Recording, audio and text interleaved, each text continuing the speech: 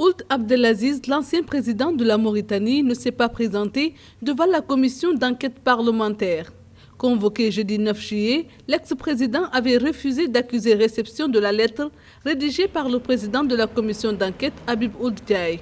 Instituée en janvier, la commission veut faire la lumière sur les 11 ans de la gestion du président. S'il répondait à cette convocation, cela voudrait dire qu'il reconnaît la légitimité de la commission d'enquête parlementaire et qu'il se soumettrait au diktat de son successeur et ancien ami avec lequel il est en conflit ouvert depuis que ce dernier est au pouvoir. Aussi, le fait de ne pas y répondre fera dire aux commentateurs politiques que l'ancien homme fort de Nouakchott se dérobe de ses responsabilités, donc il aurait quelque chose à cacher.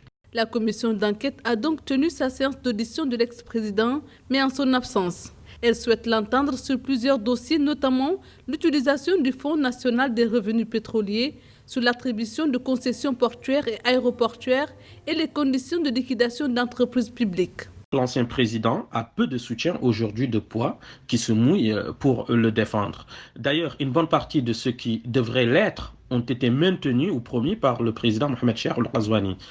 D'où mes réserves sur de potentiels succès de cette commission d'enquête parlementaire. Il me semble que la commission risque d'accoucher d'une souris, car tout dépendra, il me semble, en fin de compte, des conciliabules tribales qui risquent de prendre le dessus malheureusement sur la rigueur du droit.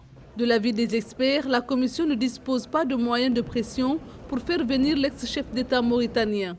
Elle doit d'ailleurs rendre son rapport avant la fin du mois, qui marque aussi la fin de la session parlementaire.